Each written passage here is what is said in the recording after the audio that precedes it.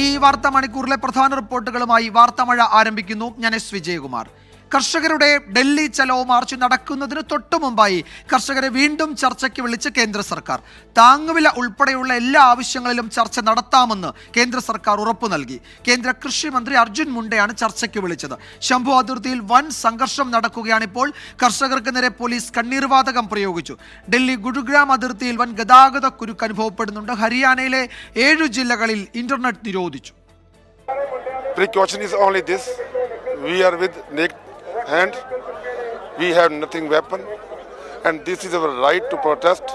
First of all, we are demanding the MSP which was granted by Prime Minister to us. Please make me Prime Minister. I will give you a MSP and you will all are Karz Mukt. You will have to debt, free debt. Our only request to Prime Minister is this: please give us a way to Delhi to protest and give us a place where we sit peacefully and raise our voice for our demands. You will see, you are here when we will go to Delhi, you will see without JCB only men will go there with naked hands.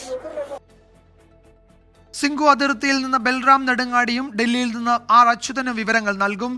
Achuthan, ആദ്യം ഈ ചർച്ചയുടെ വിശദാംശങ്ങളിലേക്ക്. ഇപ്പോൾ നേരത്തെ നടന്ന എല്ലാ ചർച്ചകളിലും കാര്യമായ പുരോഗതി ഉണ്ടായിരുന്നില്ല, എന്നാൽ ചില കാര്യങ്ങളിൽ ധാരണ ഉണ്ടായിട്ടുണ്ട്.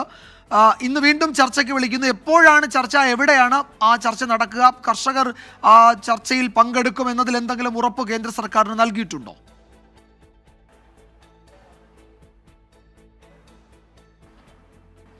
വിജയകുമാർ, കർഷകരുടെ സമരം അത് കേന്ദ്ര സർക്കാരിന് കടുത്ത പ്രതിരോധത്തിലാക്കിയിരിക്കുകയാണ്. ഈ സമ്മർദ്ദത്തിനൊടുവിലാണ് വീണ്ടും ഒരു ചർച്ചയുടെ വഴി കേന്ദ്ര സർക്കാർ ഇപ്പോൾ കർഷകർക്ക് മുൻപിലേക്ക് തുറന്നു നൽകിയത്. കാരണം 4 ചർച്ചകൾ കേന്ദ്ര സർക്കാർ ഈ വിഷയവുമായി നടത്തിയെങ്കിലും ഒരു പരിഹാരവും കാണുവാൻ കഴിഞ്ഞില്ല. അതിൻ്റെ അടിസ്ഥാനത്തിൽ കൂടിയാണ് കർഷകർ ഇന്ന് വീണ്ടും ഡൽഹിയിലേക്കുള്ള ഡൽഹി ചലോ മാർച്ച് ആരംഭിക്കാനായി ഒരുങ്ങിയത്. പക്ഷേ അത് പല അതിർത്തിയിൽ പോലീസ് തടയുന്ന സ്ഥിതിയാണ് ഉണ്ടായത്. അങ്ങനെ പോലീസും കർഷകരുമായി ഒരു നേർക്കുനേർ പോരാട്ടത്തിലേക്ക് വീണ്ടും എത്തിയപ്പോഴാണ് കേന്ദ്ര കൃഷിമന്ത്രി അർജുൻ മുണ്ടെ വീണ്ടും ഒരു ചർച്ചയ്ക്ക് തയ്യാറാണ് എന്നുള്ള കാര്യം മുന്നോട്ട് വയ്ക്കുന്നത്.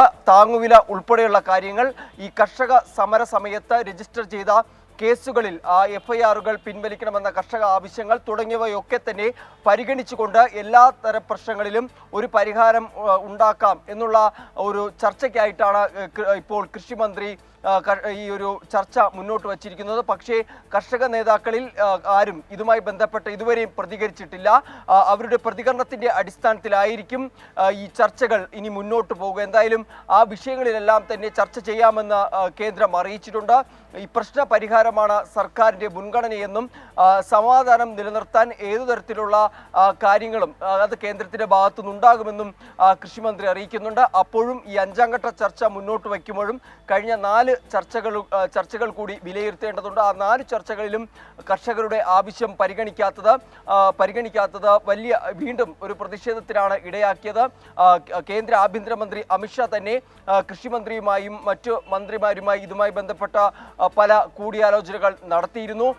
ഇതിന് മുൻപ് നടന്ന ചർച്ചയിൽ പഞ്ചാബ് CM വരെ പങ്കെടുത്തുകൊണ്ടുള്ള ഒരു സമവായത്തിനാണ് ശ്രമിച്ചതെങ്കിലും ആ സമവായ ചർച്ചകളൊന്നും ഫലം കണ്ടിരുന്നില്ല. അതിനുശേഷമാണ് ഇന്നും വീണ്ടും ഒരു പ്രതിഷേധത്തിനായി കർഷകർ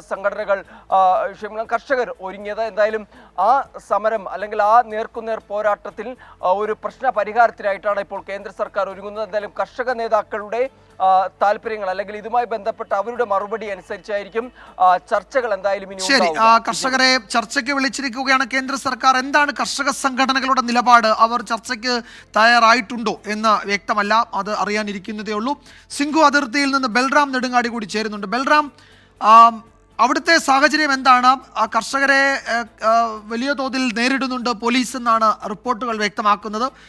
പുതിയ വിവരങ്ങൾ എന്തൊക്കെയാണ്? ഈ ചർച്ചയ്ക്ക് ക്ഷണിച്ചുകൊണ്ടുള്ള കേന്ദ്ര സർക്കാർ നിർദ്ദേശത്തോട് അവരുടെ പ്രതികരണം ലഭ്യമായിട്ടുണ്ടോ?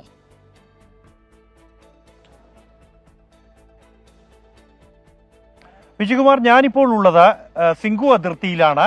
അതായത് ഡൽഹി ഹരിയാന അതിർത്തി പ്രദേശത്താണ്. ഇവിടെ കർഷകർ ഇന്ന് ഡൽഹി ചലോ മാർച്ച് പുനരാരംഭിക്കുന്ന ഘട്ടത്തിൽ ശക്തമായ സുരക്ഷാ ക്രമീകരണങ്ങൾ തന്നെ പോലീസ് ഒരുക്കിയിരിക്കുന്നു. നമുക്ക് കാണാം, പല ഘട്ടങ്ങളിലായി ബാരിക്കേഡുകൾ നിരത്തി ഏതാണ്ട് 100 മീറ്ററോളം ഇത്തരത്തിൽ തുടർച്ചയായുള്ള കോൺക്രീറ്റിന്റെ സ്ഥിരമായ സംവിധാനങ്ങൾ, വലിയ ബാരിക്കേഡുകൾ, ഒപ്പം തന്നെ ഇരുമ്പ് ബാരിക്കേഡുകൾ, കൂടാതെ മറ്റ് ക്രമീകരണങ്ങൾ, ട്രക്കുകൾ അടക്കമുള്ളവ, കണ്ടെയ്നറുകളിൽ മണ്ണ് നിറച്ച് ഉൾപ്പെടെയുള്ള ക്രമീകരണങ്ങൾ, മുള്ളുവേലികൾ ഉൾപ്പെടെ സ്ഥാപിച്ചിരിക്കുകയാണ് പോലീസ്. ഇതിനെ മറികടക്കാനുള്ള സംവിധാനങ്ങളുമായാണ് കർഷകർ എത്തുന്നത്. അതേസമയം ചർച്ചയ്ക്ക് കേന്ദ്ര സർക്കാർ വീണ്ടും വിളിച്ചിരിക്കുന്നു. കർഷകരുടെ മാർച്ച് പുനരാരംഭിക്കാൻ മിനിറ്റുകൾ മാത്രം ബാക്കി നിൽക്കുമ്പോഴാണ് കേന്ദ്ര കൃഷിമന്ത്രി ചർച്ചയ്ക്കായി സന്നദ്ധത അറിയിച്ചിരിക്കുന്നത്. കർഷകർ നേരത്തെ തന്നെ വ്യക്തമാക്കിയിട്ടുണ്ട്, തങ്ങൾ സർക്കാർ വിളിച്ച ചർച്ചകളിൽ എപ്പോൾ വേണമെങ്കിലും പങ്കെടുക്കാൻ തയ്യാറാണ്. എന്നാൽ ആവശ്യങ്ങളിൽ യാതൊരു വിട്ടുവീഴ്ചയ്ക്കും തയ്യാറല്ല എന്ന് തന്നെയാണ് കർഷകർ വ്യക്തമാക്കുന്നത്. ഈ 4ാം ഘട്ടത്തിൽ നടത്തിയ ചർച്ചയിലും പ്രതിസന്ധി നേരിട്ടത് ഈ താങ്ങുവിലയുടെ കാര്യത്തിലാണ്. കർഷകരുടെ പ്രധാന ആവശ്യമാണ് താങ്ങുവില എന്നുള്ളത്. 23 ഉൽപ്പന്നങ്ങൾക്ക് താങ്ങുവില എന്നുള്ളതാണ് കർഷകരുടെ ആവശ്യം. എന്നാൽ അത് സാധ്യമല്ല എന്നും 5 ഉൽപ്പന്നങ്ങൾക്ക് എന്നുമുള്ള വാഗ്ദാനം കേന്ദ്ര സർക്കാർ നൽകുകയായിരുന്നു. ഒപ്പം തന്നെ ഇതിന്റെ പ്രായോഗികമായ പ്രശ്നങ്ങൾ അത് കർഷകരെ ബോധ്യപ്പെടുത്താനുള്ള ശ്രമമാണ് സർക്കാരിന്റെ ഭാഗത്തു നിന്നുണ്ടായത്. ഒരു സമിതി രൂപീകരിക്കാം കർഷകരുടെ ആവശ്യങ്ങൾ പരിഗണിക്കാൻ എന്നതടക്കമുള്ള കാര്യങ്ങൾ ഉന്നയിച്ചെങ്കിലും അത് ഉൾക്കൊള്ളാൻ കർഷകർ തയ്യാറല്ല. ഇത് വലിയ തോതിൽ വിപണിയിൽ വിലക്കയറ്റത്തിന് ഇടയാക്കും എന്നുള്ളതാണ്. ഏതാണ്ട് നിലവിലുള്ള കാർഷികോൽപ്പന്നങ്ങളുടെ വില 50% വർദ്ധിക്കാൻ ഇത്തരത്തിൽ ഈ കർഷകരുടെ ആവശ്യങ്ങൾ അംഗീകരിച്ചാൽ അത് ഇടയാക്കുമെന്നുള്ളതാണ് സർക്കാരിന്റെ വാദം എന്നുള്ളത്. ഔദ്യോഗികമായി കർഷക സംഘടനകളുടെ സംയുക്ത കിസാൻ മോർച്ച നോൺ പൊളിറ്റിക്കൽ വിഭാഗത്തിന്റെ പ്രതികരണം, ഇക്കാര്യത്തിൽ ചർച്ചകളോടുള്ള പ്രതികരണം വരേണ്ടതുണ്ട്. എന്തായാലും ചർച്ചയ്ക്ക് കർഷകർ തയ്യാറാകും എന്ന് തന്നെയാണ് നിലവിൽ ലഭ്യമാകുന്ന വിവരം എന്നുള്ളത്. വലിയ സുരക്ഷാ ക്രമീകരണങ്ങൾ ഡൽഹി അതിർത്തിയിൽ ഒരുക്കിയിരിക്കുന്നു. ബൽറാം നെടുങ്ങാടിയാണ് വിവരങ്ങൾ നൽകിയത്. സിംഗു അതിർത്തിയിൽ നിന്നാണ് ബൽറാം വിശദാംശങ്ങൾ നൽകിയത്. കർഷകരെ ചർച്ചയ്ക്ക് വിളിച്ചിരിക്കുകയാണ് കേന്ദ്ര സർക്കാർ വീണ്ടും. അതിൽ കർഷകർ പങ്കെടുക്കുമോ എന്നതൊക്കെ അറിയാനിരിക്കുന്നതേ ഉള്ളൂ. അതിർത്തിയിൽ വലിയ സുരക്ഷ ഒരുക്കിയിട്ടുണ്ട്. ശംഭു അതിർത്തിയിൽ ഇന്നും സംഘർഷമുണ്ടായി എന്ന വിവരം കൂടി ഇപ്പോൾ വരുന്നുണ്ട്. മറ്റ് പ്രധാന വാർത്തകളിലേക്ക് കടക്കുകയാണ്. വാർത്താമഴ. നടിയെ ആക്രമിച്ച കേസിൽ അന്വേഷണ റിപ്പോർട്ടിന്റെ പകർപ്പ് അതിജീവിതയ്ക്ക് കൈമാറാൻ ഹൈക്കോടതിയുടെ നിർദ്ദേശം. മെമ്മറി കാർഡ് നിയമവിരുദ്ധമായി പരിശോധിച്ചതിലെ അന്വേഷണ റിപ്പോർട്ടിന്റെ പകർപ്പാണ് കൈമാറേണ്ടത്. റിപ്പോർട്ടിന്റെ പകർപ്പ് നൽകണമെന്ന അതിജീവിതയുടെ ഹർജിയിലാണ് ഹൈക്കോടതിയുടെ ഉത്തരവ്.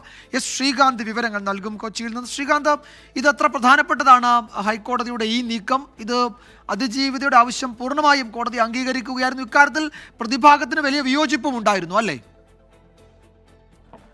കോടതിയുടെ കസ്റ്റഡിയിലിരിക്കെ ഈ മെമ്മറി കാർഡിലെ ഹാഷ് വാല്യൂ മാറിയതാണ് ഈ ദൃശ്യങ്ങൾ ചോർന്നു എന്നതിന് ആധാരമായി ചൂണ്ടിക്കാണിക്കപ്പെട്ടത്. പിന്നീട് അത് ഫോറൻസിക് ലാബിൽ പരിശോധിച്ച് അത് ഉറപ്പിക്കുകയും ചെയ്തു. തുടർന്നാണ് അതിജീവിത ഹൈക്കോടതിയെ സമീപിക്കുകയും അനുകൂലമായ ഉത്തരവ് നേടുകയും ചെയ്തത്. ഇതിന്റെ അടിസ്ഥാനത്തിൽ ജില്ലാ സെഷൻസ് ജഡ്ജ് ഈ കേസ് അന്വേഷിക്കുകയും ചെയ്തു. തുടർന്നൊരു റിപ്പോർട്ട് കോടതിയിൽ വെച്ചു. ഈ റിപ്പോർട്ടിന്റെ പകർപ്പ് പക്ഷേ അതിജീവിതയ്ക്ക് നൽകിയിരുന്നില്ല. ഇത് ചോദ്യം ചെയ്താണ് അതിജീവിത ഹൈക്കോടതിയെ സമീപിച്ചത്. ഇക്കാര്യത്തിൽ ഇപ്പോൾ ഹൈക്കോടതി വിധി വന്നിരിക്കുന്നു. അതായത് അതിജീവിതയ്ക്ക് ആ റിപ്പോർട്ടിന്റെ പകർപ്പ് അടിയന്തരമായി നൽകാൻ ജില്ലാ സെഷൻസ് ജഡ്ജിനോട് ഹൈക്കോടതി നിർദ്ദേശിച്ചിട്ടുണ്ട്. ഈ റിപ്പോർട്ടിനുള്ളിൽ എന്താണ് ഉള്ളടക്കം എന്നതിനെ ആശ്രയിച്ചിരിക്കും ഈ കേസിന്റെ ഭാവി തന്നെ. ഏതെങ്കിലും തരത്തിൽ ഹാഷ് വാല്യൂ മാറി എന്ന സ്ഥിരീകരണം ഈ റിപ്പോർട്ടിലുണ്ടെങ്കിൽ അത് നടൻ ദിലീപ് അടക്കമുള്ളവർക്ക് വലിയ തിരിച്ചടിയാകും. ഈ കേസിന്റെ ഗതി തന്നെ മാറ്റിമറിക്കുന്ന കാര്യമാകും എന്ന കാര്യത്തിൽ ഒരു സംശയവുമില്ല. കോടതി പോലും സംശയത്തിന്റെ നിഴലിലേക്ക് വരും. ആരാണ് ഇത് ചോർത്തിയത് എന്നതടക്കമുള്ള കാര്യങ്ങളിൽ അന്വേഷണം പോലും ഉണ്ടാകേണ്ട സാഹചര്യവും ഉണ്ടാവും. പക്ഷേ നിലവിൽ ഈ റിപ്പോർട്ടിന്റെ പകർപ്പ് കിട്ടാൻ പോകുന്നതേയുള്ളൂ. ദിലീപ് ഈ വിഷയത്തിൽ അതിജീവിതയ്ക്ക് ഇതിന്റെ പകർപ്പ് നൽകരുതെന്നും തനിക്കത് നൽകണം എന്നും ആവശ്യം ഉന്നയിച്ചിരുന്നു. പക്ഷേ അത് ഹൈക്കോടതി തള്ളിക്കളഞ്ഞു. യെസ്, മെമ്മറി കാർഡ് നിയമവിരുദ്ധമായി പരിശോധിച്ചതിലെ അന്വേഷണ റിപ്പോർട്ടിന്റെ പകർപ്പ് കൈമാറണം എന്നാണ് ഉത്തരവ്. റിപ്പോർട്ടിന്റെ പകർപ്പ് നൽകണമെന്ന അതിജീവിതയുടെ ഹർജിയിലാണ് ഹൈക്കോടതി ഈ ഉത്തരവ് നൽകിയത്. ശ്രീകാന്താണ് വിവരങ്ങൾ നൽകിയത്. പ്രതിഭാഗത്തിന്റെ എതിർപ്പ് അവഗണിച്ചാണ് ഈ ഉത്തരവ് എന്നുകൂടി ഈ ഘട്ടത്തിൽ ഓർക്കേണ്ടതുണ്ട്. നേമത്ത് ആശുപത്രിയിൽ പോകാതെ വീട്ടിൽ പ്രസവിച്ച യുവതിയും കുഞ്ഞും മരിച്ച സംഭവത്തിൽ ഭർത്താവിനെതിരെ മനഃപൂർവ്വമല്ലാത്ത നരഹത്യാ കുറ്റം ചുമത്തും. ബന്ധുക്കളുടെ മൊഴിയെടുത്ത ശേഷം കൂടുതൽ പേരെ പ്രതി ചേർക്കുന്ന കാര്യത്തിൽ തീരുമാനമെടുക്കും.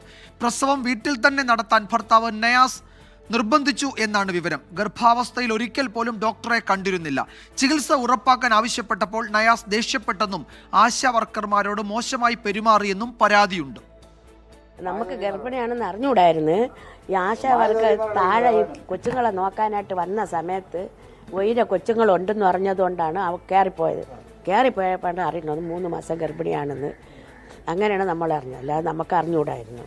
ഈ 1 മാസത്തിനകം കൊണ്ട് അവളെ വിലക്കി വെച്ച് ആരുമായിട്ട് സംസാരിക്കില്ലെന്ന് പറഞ്ഞുകൊണ്ട് അത് വെളിയിലൊന്നും ഇറങ്ങയില്ല, മിണ്ടയില്ല.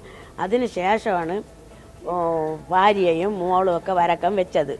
അതുവരെ ആരും വരില്ല, തനിച്ച് തന്നെ ആ കൊച്ചുങ്ങളും അവളുമായിട്ട് ഉള്ളത്. അവനും വല്ലപ്പോഴൊക്കെ വന്നിട്ട് അവൻ പോവും. അത്രയും നമുക്കറിയാവും. ഗർഭിണികൾക്ക് ഫുഡുണ്ട്, അതിനു വേണ്ടി ഇവിടെ വന്നപ്പോഴത്തേക്ക് ഇവിടെ അടച്ചിരിക്കുന്നു. അപ്പം നമ്പറിൽ വിളിച്ചപ്പോഴത്തേക്ക് പറഞ്ഞു ഞങ്ങൾക്ക് അതിന് താല്പര്യമില്ല, എൻ്റെ ഹസ്ബൻഡ് അതൊന്നും ഇഷ്ടമില്ല, ഞങ്ങൾക്ക് വേണ്ടെന്ന് പറഞ്ഞു. ഗർഭിണിയാണോന്ന് അറിഞ്ഞതേ ഉള്ളൂ. അപ്പം അത് ഞങ്ങൾക്ക് അതിനെ ഫോളോ ഒരു വീട്ടിൽ വരണം, ഞങ്ങൾക്കെല്ലാം എഴുതണം. അത് പിന്നത്തെ കാര്യം. പക്ഷെ കുഞ്ഞിൻ്റെ ഡീറ്റെയിൽ ഒന്നും തന്നിട്ടുമില്ല. കുഞ്ഞിൻ്റെ ഡേറ്റ് ഓഫ് ബർത്ത് തന്നിട്ട് അംഗൻവാടി ഇരുത്തണമെന്ന് പറഞ്ഞു. അങ്ങനെ 2-3 ദിവസം ഇരുത്തിയപ്പം തിരക്ക് പിന്നെ വിടുന്നില്ല. അപ്പോൾ വിളിച്ച് ചോദിച്ചപ്പോൾ ഇയാൾക്ക് ഇഷ്ടമില്ല അംഗൻവാടി വിടുന്നത്. അങ്ങനെ സംഭവത്തിൽ പോലീസിന് വീഴ്ചയുണ്ടായി എന്ന് CPM ബ്രാഞ്ച് സെക്രട്ടറി സുൽഫിക്കർ ആരോപിച്ചു. ആരോഗ്യ വകുപ്പ് വിവരം അറിയിച്ചിട്ടും പോലീസ് വേണ്ട നടപടി എടുത്തില്ല എന്നാണ് സുൽഫിക്കർ 24നോട് പറഞ്ഞത്. അപ്പോൾ അവർ ഇവരോട് പറഞ്ഞിട്ട് അവർ കേൾക്കുന്നില്ല എന്നുള്ളൊരു മനോഭാവം വന്നപ്പോൾ അവർ കൗൺസിലെ അറിയിക്കുകയും ചെയ്തു. അതിനുശേഷം വീണ്ടും ഈ പോലീസിനോട് ആശാവർക്ക് ഹെൽത്തിലെ പരാതി കൊടുത്തു. ആ പരാതിയുടെ അടിസ്ഥാനത്തിൽ അവരെന്ത് ചെയ്ത് പോലീസിനെ അറിയിച്ചു. അപ്പോൾ പോലീസ് ഓരോ ദിവസം രാത്രി ഇവിടെ വന്ന് രാത്രി ആയതുകൊണ്ട് ഇവർക്ക് വീട്ടിൻ്റെ മേളിൽ കയറാൻ പറ്റില്ല. ഇവർ ഫോൺ ചെയ്തപ്പോൾ ആ സ്ത്രീ പറഞ്ഞെന്ന് വെച്ചാൽ എൻ്റെ കാര്യം ഞാൻ നോക്കിക്കോളാം എന്ന് പറഞ്ഞപ്പോൾ പോലീസ് അങ്ങ് പോയി. എന്നാൽ ശരിക്കും അവർ പിറ്റേ ദിവസം വന്നിട്ട് ഇവരെ നിയമ നടപടി എന്നുള്ള രീതിയിൽ ഇവരെ ഹോസ്പിറ്റലിലാക്കുകയും എന്നിട്ട് ആ കുട്ടിയുടെ മാതാപിതാക്കളെ വിളിച്ചു വരുത്താൻ പാലക്കാടാണ്. ആ കുട്ടിയുടെ മാതാപിതാക്കളെ വിളിച്ചു വരുത്തിയതിന് ശേഷം അവർക്ക് ട്രീറ്റ്മെൻറ്റ് കൊടുക്കാമായിരുന്നു. അത് ചെയ്യാതെ പോയ ഒരു തെറ്റാണ്.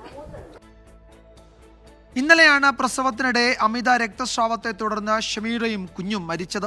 അലക്സ് ഷാ മുഹമ്മദ് വിവരങ്ങൾ നൽകും തിരുവനന്തപുരത്തു നിന്ന്. അലക്സ്, ഇതിൽ കൂടുതൽ വിവരങ്ങളാണല്ലോ പുറത്തു വരുന്നത്. നാട്ടുകാരുടെയും ഒക്കെ വിശദീകരണത്തിൽ നിന്നത് വ്യക്തമാണ്. ആശാ വർക്കർ കാര്യങ്ങൾ അറിയിച്ചിട്ടുണ്ട്. എന്താണ് പോലീസിന്റെ നീക്കം? കൂടുതൽ വിവരങ്ങൾ ലഭ്യമായിട്ടുണ്ടോ? വിജയകുമാർ, കേരളം പോലൊരു പരിഷ്കൃത സമൂഹത്തിൽ ഒരു വിധത്തിലും അംഗീകരിക്കാൻ സാധിക്കാത്ത ദാരുണമായ സംഭവം അതാണ് തിരുവനന്തപുരം നേമം പഴയ കാരക്കാമണ്ഡപത്ത് ഉണ്ടായത്. ഇന്നലെയാണ് ഈ സംഭവം ഉണ്ടാകുന്നത്. ഇന്നലെ ഉച്ചയ്ക്ക് ശേഷം 3 മണിയോടുകൂടെയാണ് ഷമീറ ബീവിക്ക് 35 വയസ്സുണ്ട് ഇവർക്ക്. ഷമീറ ബീവിക്ക് പ്രസവവേദന ഉണ്ടാകുന്നത്. 9 മാസം ഗർഭാവസ്ഥയിലായിരുന്നു ഇവർ. തുടർന്ന് വീട്ടിൽ തന്നെ പ്രസവിക്കുകയും അമിത രക്തസ്രാവത്തെ തുടർന്ന് ഈ നവജാത ശിശുവും ഒപ്പം ഷമീറ ബീവിയും മരിക്കുന്ന സാഹചര്യവുമാണ് ഉണ്ടായത്. ആശുപത്രിയിലേക്ക് എത്തിച്ചെങ്കിലും ഇരുവരുടെയും ജീവൻ രക്ഷിക്കാനായില്ല എന്നുള്ളതാണ് പ്രധാനപ്പെട്ട കാര്യം. ഇതിൽ നാട്ടുകാരിൽ നിന്നും അതുപോലെ തന്നെ പോലീസിൽ നിന്നും ആശാ വർക്കർമാരിൽ നിന്നുമൊക്കെ ലഭിക്കുന്ന വിവരം, ഈ ഭർത്താവ്, അതായത് ഇവരുടെ 2ാം ഭർത്താവാണ് നയാസ്, പൂന്ത്ര സ്വദേശിയാണ് നയാസ്. ഇവർക്ക് ആധുനിക ചികിത്സ ലഭ്യമാക്കുന്നത്, അതായത് ആശുപത്രിയിൽ കൊണ്ടുപോകാൻ ഇയാൾ സമ്മതിച്ചിരുന്നില്ല, ഇവർക്ക് ചികിത്സ നിഷേധിച്ചിരുന്നു എന്ന ഞെട്ടിക്കുന്ന വിവരമാണ് പുറത്തു വരുന്നത്. ഇവർ ഈ പ്രസവകാലത്ത് ഒരിക്കലും ആശുപത്രിയിൽ പോയിരുന്നില്ല. അതുമാത്രമല്ല, ഈ 3 മാസമായപ്പോഴാണ് അങ്കണവാടി പ്രവർത്തക ഇവരുടെ വീട്ടിലേക്ക് എത്തി ഇവരുടെ ഇളയ കുഞ്ഞിനെ അങ്കണവാടിയിലേക്ക് എത്തുന്നതിന് വേണ്ടിയുള്ള നടപടി ആരംഭിക്കണമെന്ന് പറയുന്നത്. അങ്ങനെ ഈ ഷമീറ ബീവി അങ്കണവാടിയിൽ എത്തിയിരുന്നു. പക്ഷെ അന്ന് ഇവർ പറഞ്ഞത് കുട്ടിയെ അവിടെ ചേർത്തുള്ളൂ, പക്ഷേ മറ്റൊരു ആനുകൂല്യവും തങ്ങൾക്ക് വേണ്ട, കുട്ടിയുടെ പേരോ മറ്റോ ഒന്നും രേഖപ്പെടുത്തണ്ട, കാരണം തങ്ങൾ പാലക്കാട് നിന്ന് വന്ന് താമസിക്കുന്നവരാണ്, വാടകയ്ക്ക് താമസിക്കുന്നവരാണ്. അത് മാത്രമല്ല തൻ്റെ ഭർത്താവിന് അതൊന്നും ഇഷ്ടമല്ല, അത് അദ്ദേഹം അനുവദിക്കില്ല എന്നാണ് അവർ ഈ അങ്കണവാടി ജീവനക്കാരോട് പറഞ്ഞത്. അവർ നമ്മളോട് അത് പറയുകയും ചെയ്യുന്നുണ്ട്. അത് മാത്രമല്ല, അതിനുശേഷമാണ് ഇവർ ഗർഭിണിയാണെന്ന് ഇവർ അറിയുന്നതും തുടർന്നുള്ള പ്രവർത്തനങ്ങൾ ആശാപ്രവർത്തകരും ഈ അംഗനവാടി ജീവനക്കാരും ഒക്കെ പോകുന്നതും തുടർ അന്വേഷണങ്ങളിലൊന്നും ഇവർ സഹകരിച്ചില്ല എന്ന് മാത്രമല്ല, ഈ ആശാപ്രവർത്തകരെ ഇത്തരം നടപടിയുമായി ആ വീട്ടിലേക്ക് എത്തുന്നത് തടയുകയും ചെയ്തു, അത് നിഷേധിക്കുകയും ചെയ്തു എന്നുള്ളതാണ് ആശാപ്രവർത്തകർ പറയുന്നത്.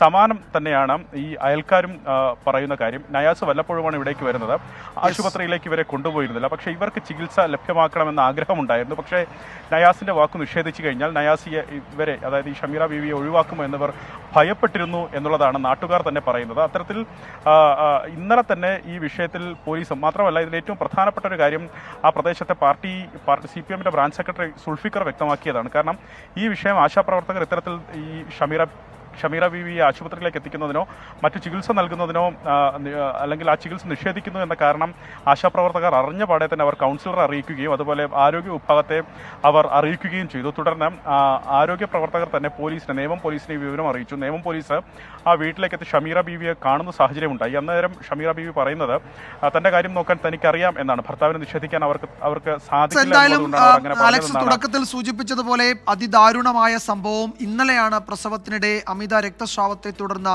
ഷമീറയും കുഞ്ഞു മരിച്ചത്. അക്കാര്യത്തിൽ പോലീസിന്റെ അന്വേഷണം നടക്കുന്നു. എന്താണ് സംഭവിച്ചത് എന്നതിന്റെ ഏകദേശ രൂപം ആശാ വർക്കറുടെ വാക്കുകളിൽ നിന്ന് തന്നെ വ്യക്തവുമാണ്. മറ്റൊരു റിപ്പോർട്ടിലേക്ക്. വന്യജീവി ആക്രമണം തുടരുന്ന വയനാട്ടിൽ കേന്ദ്ര വനം പരിസ്ഥിതി മന്ത്രി ഭൂപേന്ദ്ര യാദവ് ഇന്നെത്തും.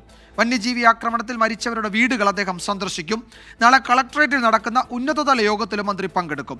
കേന്ദ്രമന്ത്രിയുടെ സന്ദർശനത്തിന് പിന്നിൽ രാഷ്ട്രീയമാണെന്ന് UDF ആരോപിച്ചു. കർണാടകയുടെ ആന, കർണാടക റേഡിയോ കോളർ ധരിപ്പിച്ചതായിരിക്കുന്ന ആന കേരളക്കാരനെ കൊലപ്പെടുത്തുന്ന സമയത്ത് എന്തിന് കർണാടകയുടെ പണമെടുത്ത് കൊടുത്തു എന്നുള്ളതാണ്. ആ വലിയ ഹീനമായ സ്റ്റേറ്റ്മെൻറ്റ് നടത്തുന്ന BJPയുടെ മന്ത്രി ഈ വയനാട്ടിൽ വരുന്നത് എന്താവശ്യത്തിന് വേണ്ടിയാണ്? ആരെ തൃപ്തിപ്പെടുത്താൻ? വരാനിരിക്കുന്ന തെരഞ്ഞെടുപ്പിൽ ഇവിടെ സമഗ്രതലത്തിൽ ഇടപെടുന്ന രാഹുൽ ഗാന്ധിക്കെതിരെ എന്തെങ്കിലും പറയാൻ പറ്റുമോ എന്നുള്ള പരീക്ഷണം നടത്തിയാവും വരുന്നത്. ജനം ആട്ടി ഓടിക്കും. വളരെ വളരെ ഗൗരവതരമായിട്ടുള്ള ഇമോഷണൽ ആയിട്ടുള്ളൊരു ഫീലിംഗ് ആയി നിൽക്കുകയാണ്. വന്യജീവി പ്രശ്നം പരിഹരിക്കുന്നതിൽ കേന്ദ്ര സംസ്ഥാന സർക്കാരുകൾ പരാജയപ്പെട്ടെന്നാരോപിച്ച് അല്പസമയം മുൻപ് യൂത്ത് കോൺഗ്രസ് പ്രവർത്തകർ വയനാട് കളക്ടറേറ്റിലേക്ക് മാർച്ച് നടത്തി. പ്രവർത്തകരെ പിരിച്ചുവിടാൻ പോലീസ് ജലപീരങ്കി പ്രയോഗിച്ചു. സുർജിത്ത് അയ്യപ്പത്ത് വിവരങ്ങൾ നൽകും വയനാട്ടിൽ നിന്ന്. സുർജിത്ത്, മാർച്ച് ഏറെക്കുറെ സംഘർഷത്തിലാണ് കലാശിച്ചത്. ഇപ്പോഴത്തെ സാഹചര്യം എന്താണ്? നേരത്തെ ടി സിദ്ദിഖ് പറയുകയായിരുന്നു ഇനി കേന്ദ്രമന്ത്രി വന്നാൽ ആട്ടി ഓടിക്കും ജനങ്ങളെന്ന്. ആ തരത്തിൽ വലിയ പ്രതിഷേധത്തിന് സാധ്യതയുണ്ടോ തുടർന്നുള്ള മണിക്കൂറുകളിലും?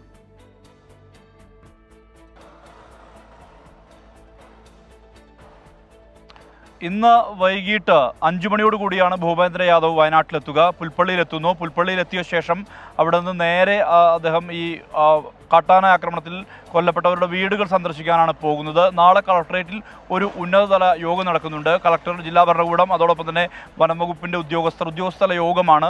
ആ യോഗത്തിൽ അദ്ദേഹം പങ്കെടുക്കും. എല്ലാവരും ഉറ്റുനോക്കുന്നത് എന്ത് പ്രഖ്യാപനമാണ് ഭൂപേന്ദ്ര യാദവിൻ്റെ ഭാഗത്തു നിന്നുണ്ടാവുക എന്നുള്ളതാണ്. പ്രത്യേകിച്ച് പല വനം പരിസ്ഥിതി നിയമങ്ങളിൽ ഉൾപ്പെടെ ഭേദഗതികൾ ആവശ്യമുണ്ട്. അതായത് ചില ഈ വെടിവെച്ച് കൊല്ലുക ഉൾപ്പെടെയുള്ള കാര്യങ്ങൾ ഓർഡറുമായി ബന്ധപ്പെട്ടൊക്കെ ഈ കേന്ദ്ര നിയമങ്ങളിൽ ഭേദഗതി വരുത്തേണ്ടതുണ്ട്. അത്തരം കാര്യങ്ങളിൽ അനുഭാവപൂർവ്വമായ ഇടപെടൽ കേന്ദ്രമന്ത്രിയുടെ ഭാഗത്തുനിന്നുണ്ടാവുമോ എന്നുള്ളതാണ് ഏവരും ഉറ്റുനോക്കുന്നത്. അതേസമയം കോൺഗ്രസ് ഇതിനെ കൃത്യമായ രീതിയിൽ രാഷ്ട്രീയമായി തന്നെ പ്രതിരോധിക്കുകയാണ്. കാരണം കഴിഞ്ഞ ദിവസമാണ് ഈ കർണാടക സർക്കാർ രാഹുൽ ഗാന്ധിയുടെ അഭ്യർത്ഥന മാനിച്ചുകൊണ്ട് 15 ലക്ഷം രൂപ ഈ ബേലൂർ മക്കനയുടെ ആക്രമണത്തിൽ കൊല്ലപ്പെട്ട അജീഷിന് നൽകിയത്. അതിനെ തള്ളിപ്പറയുന്ന നിലയിലാണ് അവിടുത്തെ BJP സംസ്ഥാന അധ്യക്ഷൻ തയ്യാറായത്. ഇതെല്ലാം തന്നെ രാഷ്ട്രീയമായി ഉപയോഗിക്കുകയാണ് കോൺഗ്രസ്. മാത്രമല്ല, ഈ അല്പസമയം മുമ്പ് യൂത്ത് കോൺഗ്രസ് മാർച്ച് നടത്തി. ആ മാർച്ചിനിടെ സംഘർഷമുണ്ടായി. പോലീസ് ജലപീരങ്കി പ്രയോഗിച്ചു, ലാത്തി ചാർജ് ചെയ്തു. മാർച്ച് രാഹുൽ മാങ്കൂട്ടത്തിലാണ് ഉദ്ഘാടനം ചെയ്തത്. ഇപ്പോൾ സ്ഥിതിഗതികൾ ശാന്തമാണ്, സമാധാനപരമായി. ഇപ്പോൾ പ്രവർത്തകർ പിരിഞ്ഞു പോയിരിക്കുകയാണ്. വിജയകുമാർ.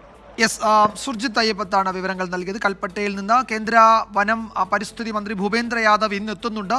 വന്യജീവി ആക്രമണത്തിൽ മരിച്ചവരുടെ വീടുകൾ സന്ദർശിക്കും. നാളെ അവലോകന യോഗത്തിലും പങ്കെടുക്കും. കേന്ദ്രമന്ത്രിക്കെതിരെ പ്രതിഷേധമുണ്ടായേക്കുമെന്ന സൂചന ടി സിദ്ദിഖ് MLA യുടെ വാക്കുകളിലും ഉണ്ടായിരുന്നു. ഈ റിപ്പോർട്ടോടെ വാർത്താമഴ അവസാനിക്കുകയാണ്.